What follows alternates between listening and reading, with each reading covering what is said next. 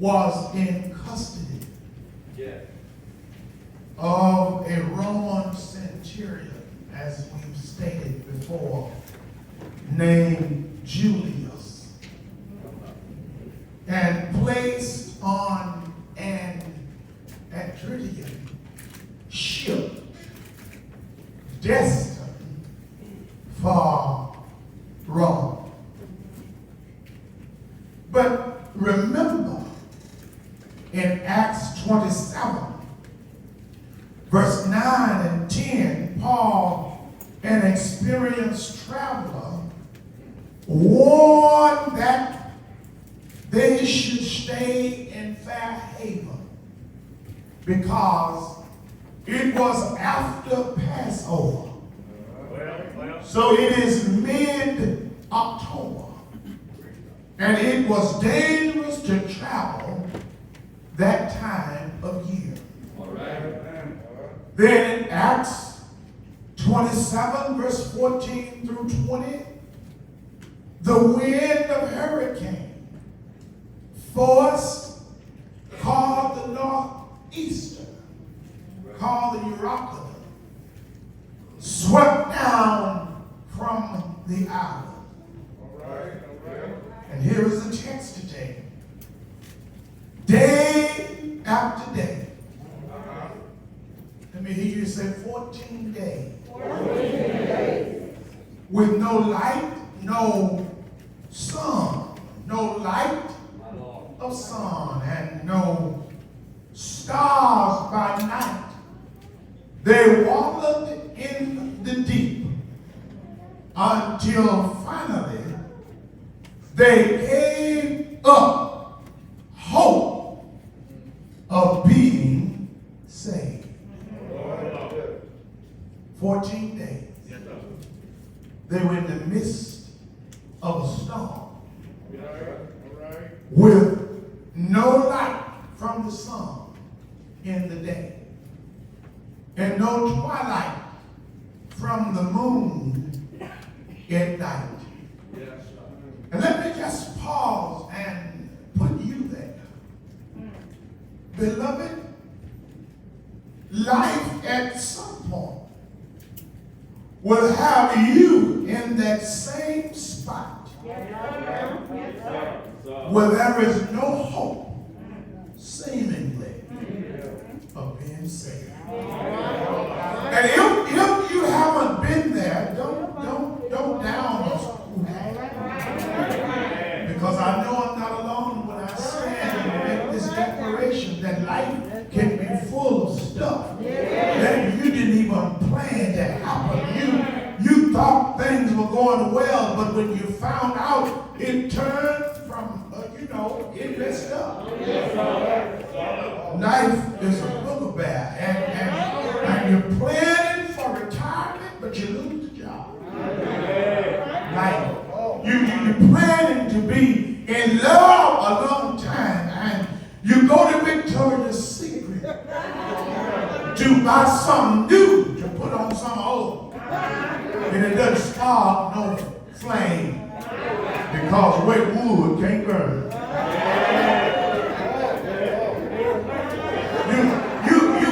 You have so much expectancy out of life and get nothing in return that you planned for. Would have asked you 20 years ago, 5 years ago, some 6 months ago, where you would be now. You would not expect to be where you are. And you know what it's called? It's not called I messed up. It's not called I made all the bad decisions. It's not called I should have did this or did that. It's called life. You spend a lot of time beating up on yourself because you made the wrong mistake. You married the wrong individual. You feel you laid down with the wrong individual. It happened. But to sum it up, the Apostle Paul says in 2 Corinthians 4, 8 and 9, we are hard pressed on every side, yet not crushed. We are perplexed, but we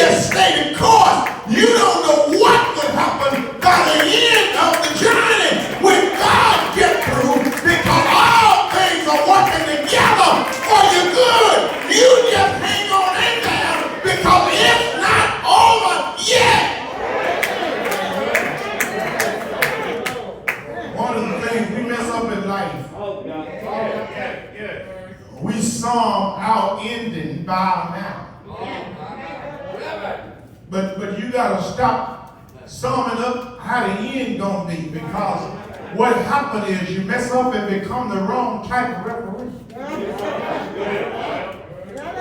What happened is you get in front of the one who controls the match.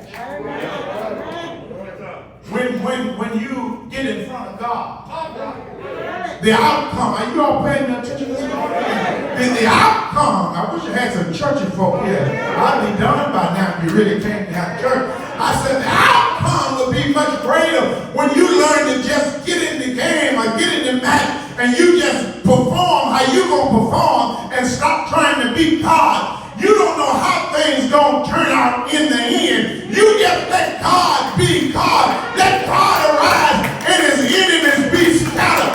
Don't count God out. Just learn how to live and depend on him. You can't figure him out. Just let him be God and work it out.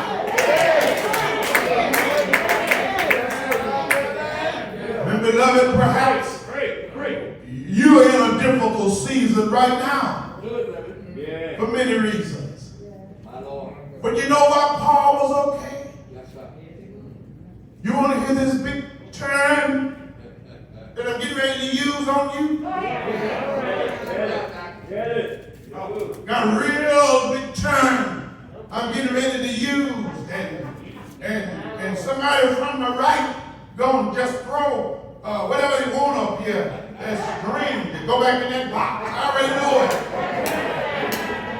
Big term I have. Lay it on. You know why Paul was okay? Wasn't that he wasn't in the storm.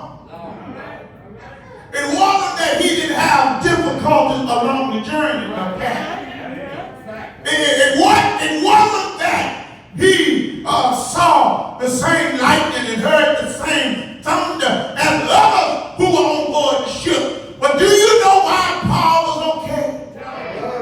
He believed God. You know, you know why you are not okay? In your situation, in your circumstances, in your downfall, in your setback, in your knockdown, in your drag out, you're not okay because you say you trust him, but in your heart you really don't. I'll prove you don't trust him. Why you don't tithe right? Because you don't trust him. You don't give of your substance, of your time, your treasure, nor your talent. Because the only way a person would give of their real time, their real time, and their real treasure, they trust in a real God. But you know why it's hard for you to do it? Because you are leaning on your own understanding and you fail to trust God. You only trust him when it's convenient for you. You trust him for the temporal and the tangible, but you're afraid to stretch out and trust him when you don't see him, when you can't trace him, when you don't know what he's up to. Do you trust him when you don't know where you're going to get your next meal from? When you got a pay slip from your job, can you trust him then?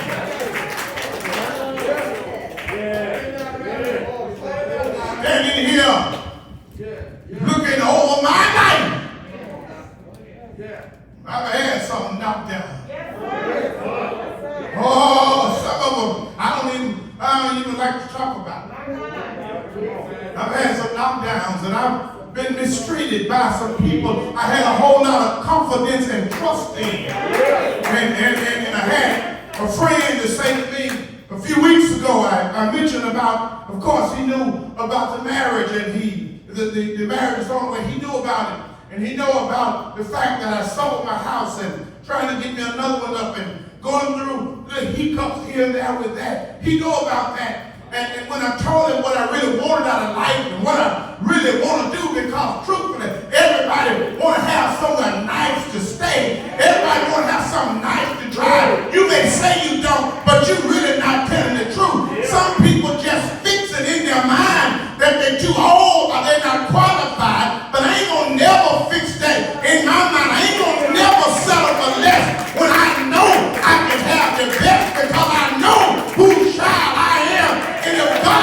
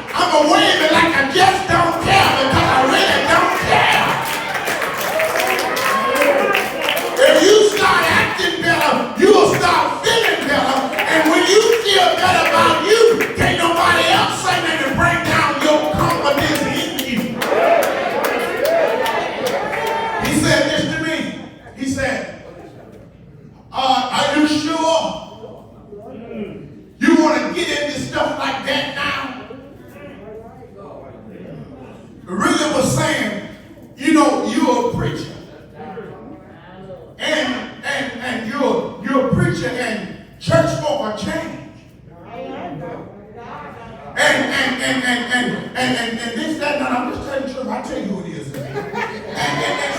And so we were talking. He meant, let me say this, he meant no harm. But when people don't understand the promise God have on your life, they are measured by what they got going on in their life.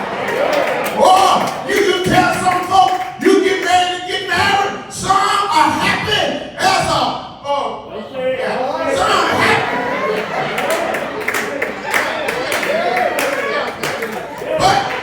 But when you tell others,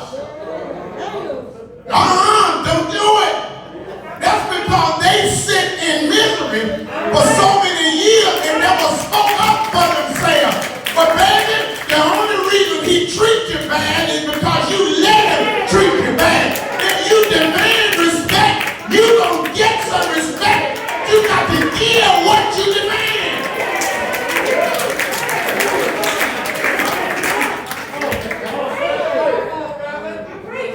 What have I been dating for goodbye?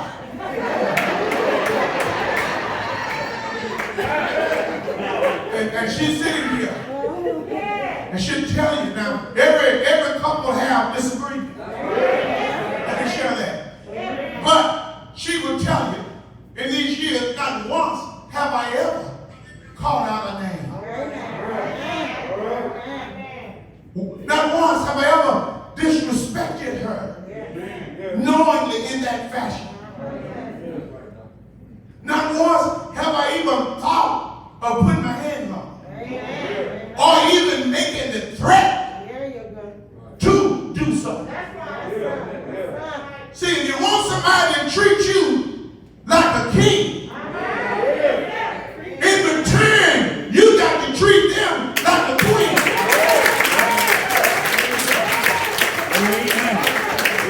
And let me say, I didn't get what I'm saying. To my friend, I said, as I look back, you know, I'm talking about me. I'm not about you, because some of you all, you just, everything you got, you did it on your own. You ought to get help you.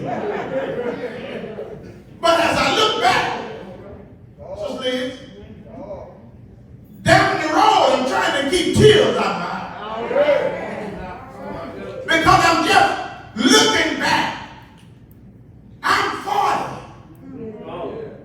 And if I've been trusting God all these years, why would I stop trusting him right now?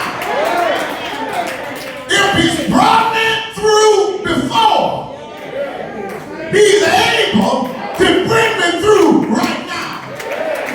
Because he is that type of God. You want your situation turn around for you. Beloved, let me tell you, you got to stand up on your own personal ship. No matter how the wind are howling, no matter how the thunder is roaring, no matter how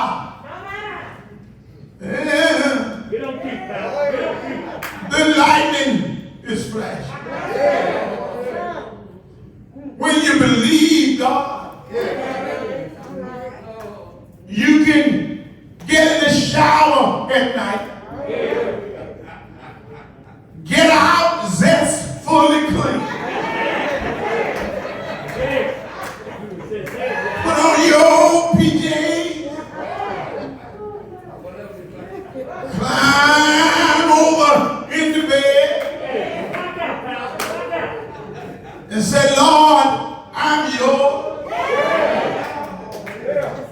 and you are mine. That's talking about me now. Yeah.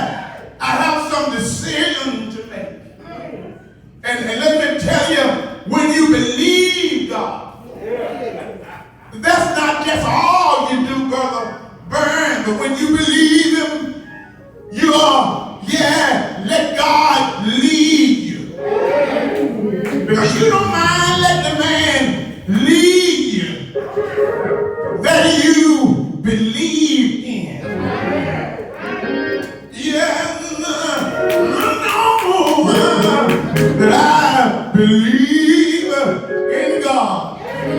Yeah, sometime when the weight of the world about me now has been on my shoulder. But you know what I did? I kept on depending on the Lord. Yeah.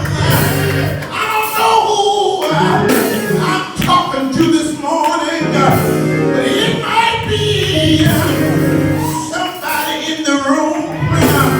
It might be somebody in television land. But whoever you might be, let me close by telling you it ain't over. It ain't over yet. Yes, it may be dark. Yes, you may be weak. Yes, you may be in sorrow now. Yes, you may be having hardships. Yes, you may be in the valley.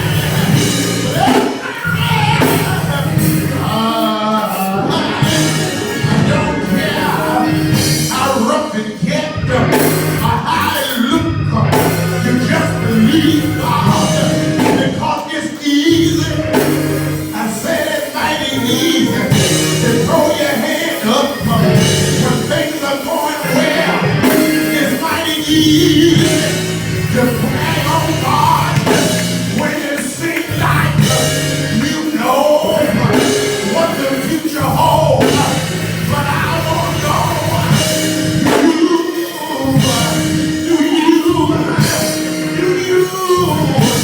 do you really believe God deep down? I said deep down. I'm talking about deep down. I'm talking about deep down, down in your soul.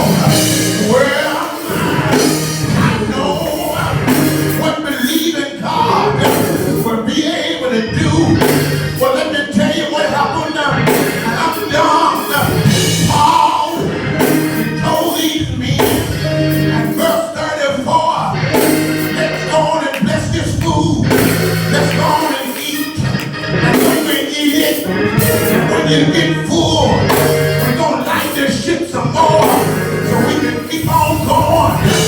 Well, you get full. And somebody said, Paul, how is it that you so calm? Well, that's me. People have asked me, out of all I've been through, how is it that you keep on smiling? How is it that you keep on going? How is it that you keep on preaching? How is it that you keep on singing? You ought to be gone from Jackson, Mississippi. You were done so bad. Folk mistreated you. They scandalized your name. Then years later, they let it be known that it was all a lie. But not one time does anybody come back to tell me that they were sorry. You don't know what it's like to walk in a restaurant and do the topic of discussion. You don't know what it's like to have folk who serve at your feet and turn around and walk out the door with a secretary. You don't know what it's like to later on find out that some funny stuff go on in the finance room with the money. They come with stuff. Go on about the money. Y'all swear to God that it's the preacher that take all the money. But let me tell you, don't take it all, but I take what I deserve. I've been through too much not to be compensated. I've been through too much not to live out the gospel that I preach about. Thank God that He's been good to us. Thank God that when people thought it was over, look at us 6 years later, still going. 6 years later, still